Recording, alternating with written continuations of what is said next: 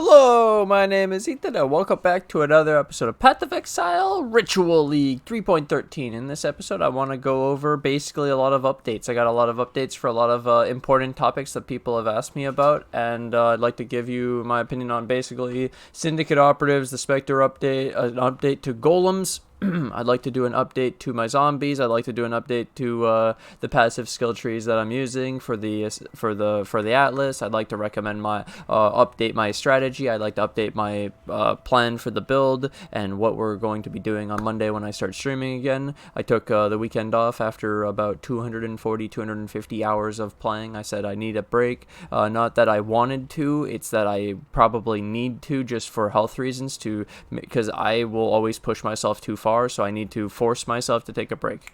Now let's get into the updates on this stuff. So if you guys were unaware, in the 3.13.1 patch notes, they updated the Syndicate Operative so that it would no longer incorrectly run into melee range before throwing their daggers. So here I actually have a path of building for Syndicate Operatives.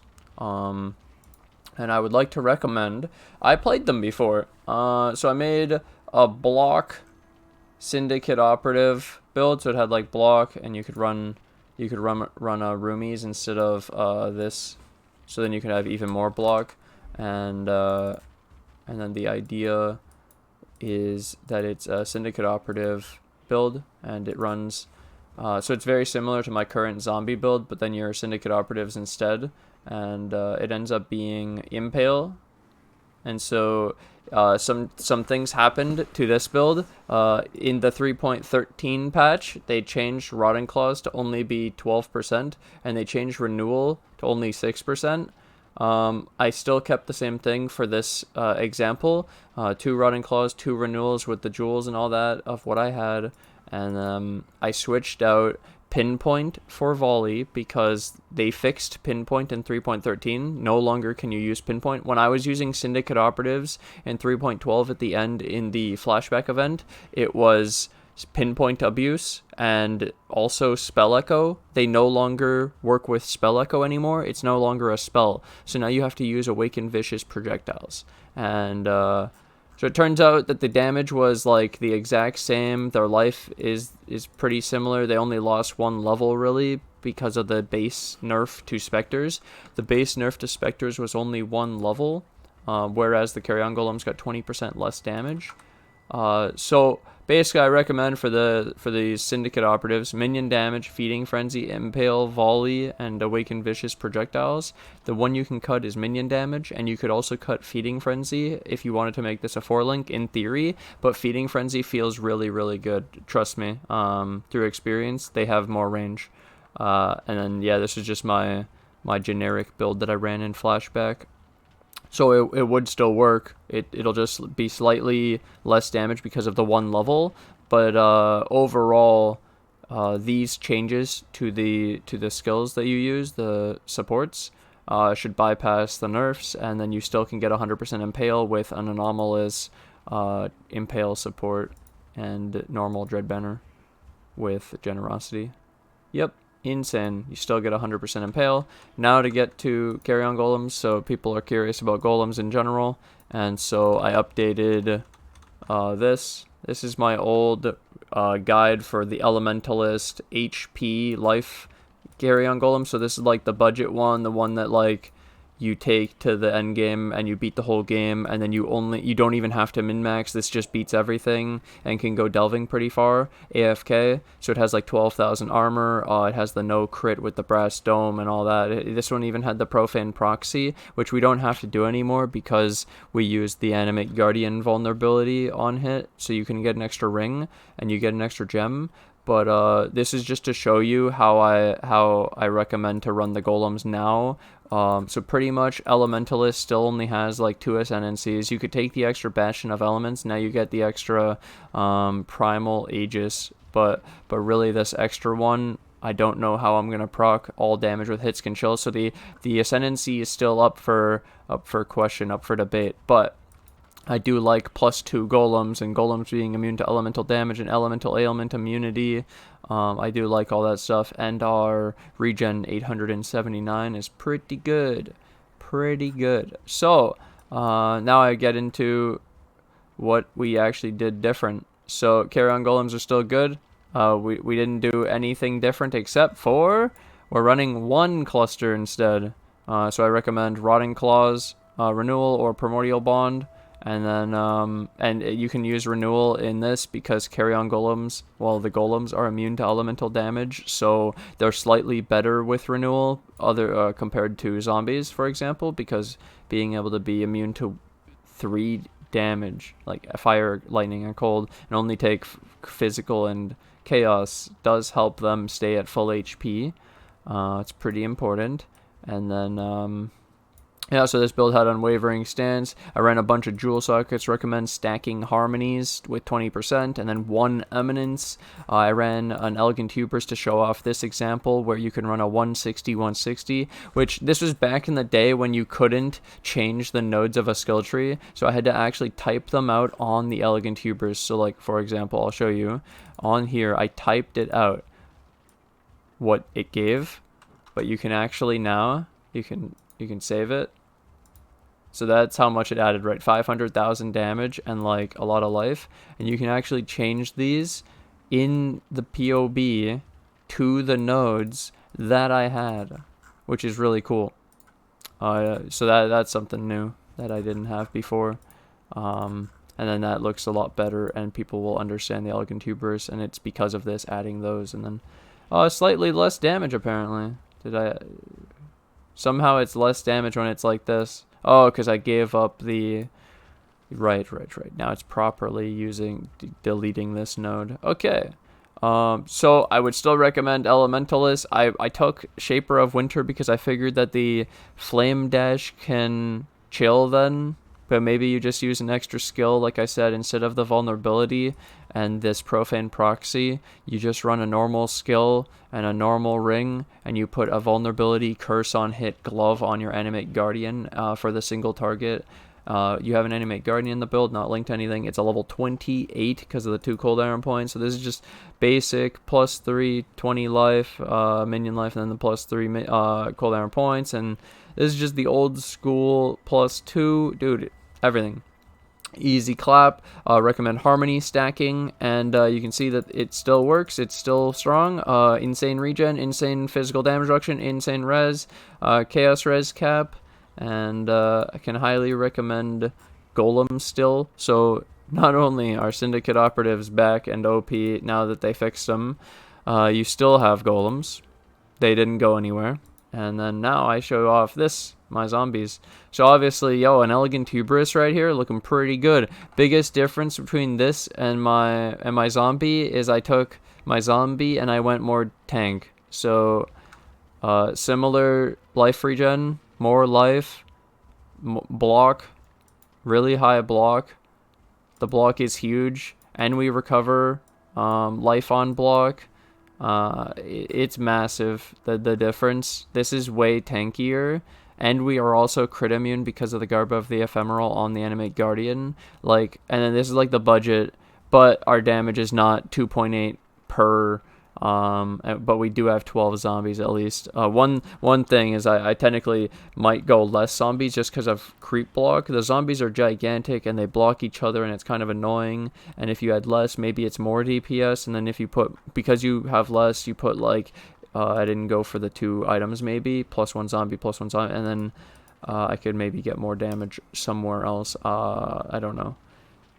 Either way, I just wanted to update you guys real quick with the Syndicate Operatives, that they're back, and how I would build them. Carrion Golems, and how I would build them. An update to what I would do for the beginning up until basically all the way to T16 100 deli. This is going to be pretty fucking good. 80,000 life on your Carrion Golems with all these harmonies of regen. Insane. And then I'd like to update the Atlas passives because we have changed quite a bit. So the top right, I'm still running my Deli map layer CAD Deerbrow.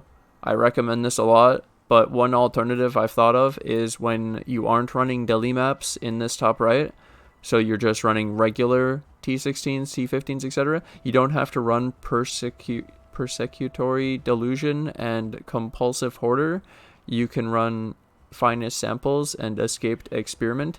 But these two on Delhi are just like insane, and it's also like this is just a chance to rip your AG. So I kind of don't like it as a minion build with an Animate Guardian that's high risk. Compared for normal builds, this is who cares? You'll die, who cares? Doesn't matter. But for ours, it's risky. Next thing, I copied Grimrose strat, so shout out. We stole this idea of using the Uncharted Realms with the Zana. If you don't know about this, basically I'll give you a quick summary.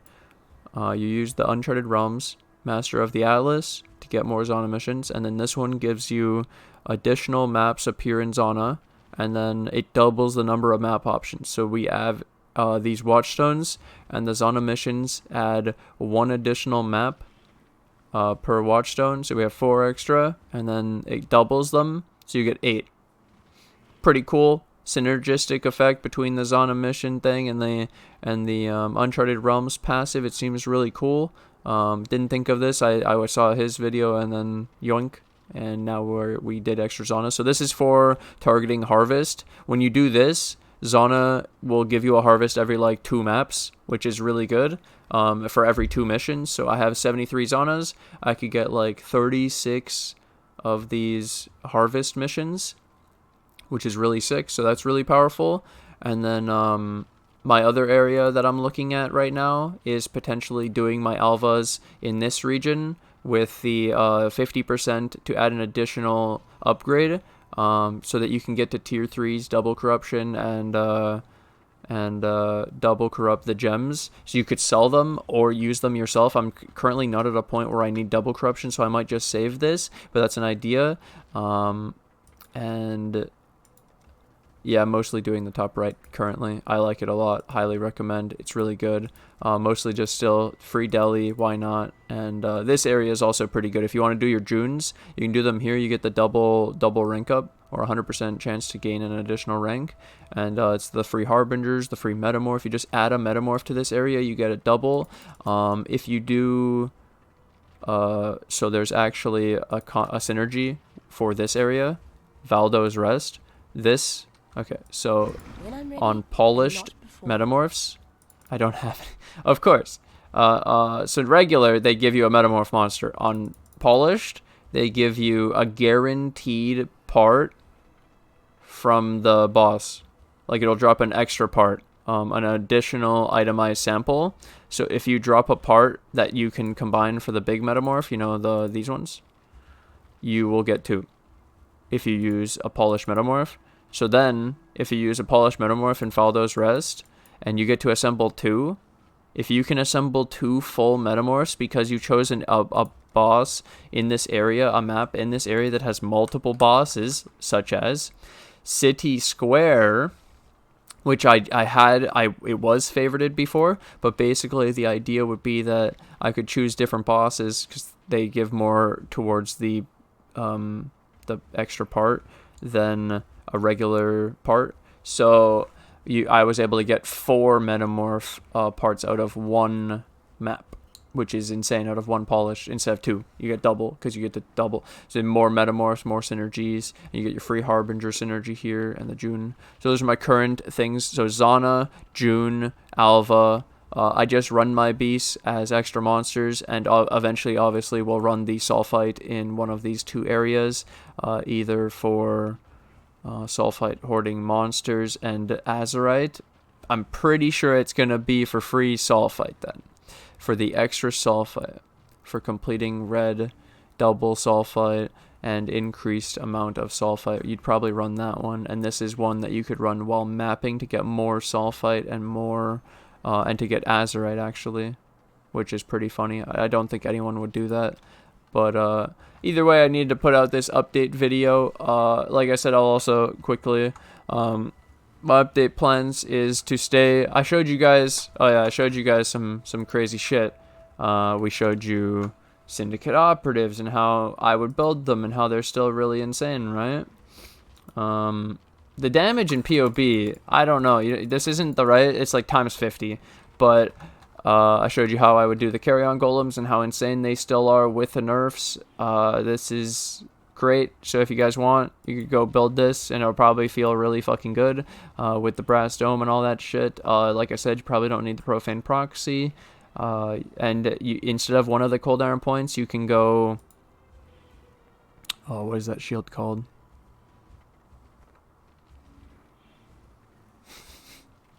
What is that shield called? No!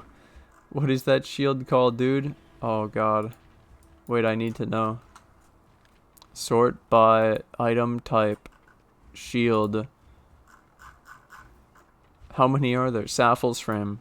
Yeah, you could put a Sapphire's frame in the build for spell block, and you also get max all res, so you could get up to 79, 79, 79, 79. It would help for the survivability a lot if you can give up some minion survivability or some damage and you just want to survive more.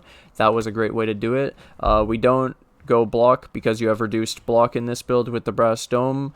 We go brass dome because you're elemental ailment immune in the build, so you don't have increased shock duration. It's actually just no downsides, pure anti-crit, big armor for a witch. Feels good, man. And yeah, that was the update video for you guys. So point is, I'm still gonna stay zombies. I'm still working on zombies. This is our current spot, and to be honest, I'm looking at an elegant hubris right here. It's going to kill this. It's going to kill this. You'll have this. And then you have like the extra 8 points to take for 160, 160. And then we can get extra life on the zombies and extra damage. And we can get up to like 400,000 damage, maybe 450 and like 70,000 life. With just a few points here, and we could even lose this because we still have 100% impale without the thing on the skill tree anymore, because I found out that my zombie, I have this Impale anomalous 23. What I found out is actually this 1% extra impale is what gets me to 100. So my corruption on this Impale, anomalous Impale support for the 1% more chance to impale actually got me to 100 to where I don't need Sovereignty, which is kind of funny. But in theory, we would end up having possibly more mana reserve anyways, because I might run Purities and go ESCI, and then we don't have to worry about Chaos, we don't have to worry about Elemental Res, and we would just have to get physical damage reduction, damage, life, or ES for us, life for the minions, etc. And probably go like a bunch of really expensive jewels and try to reduce mana reserve them all, which would be absolute insanity and take forever, and the upgrades would be slow coming, but it could be pretty fun. Could be pretty fun to have some insane build by the end. Yep, I'm gonna stick to the zombies though. Current thing is looking at basically mod items to create, because this build does T16 100 deli, it does T15 100 deli. It may take some time, but the fact that it can clear it is GG easy in my opinion, honestly, dude. Too easy, Kappa. And so I'm pretty happy with the build where it's currently at, and I'll just be looking to figure out the end game basically now of what I want to do, where I want to take it, because elevated mods are the future. Multiple elevated mods, Maven orbs, Awakener orb, that shit. Then you start harvest crafting it, going for the absolute best of the best. That's what we're looking at. So either way, thank you guys for watching. Thanks for hanging out. I hope you guys enjoyed this update.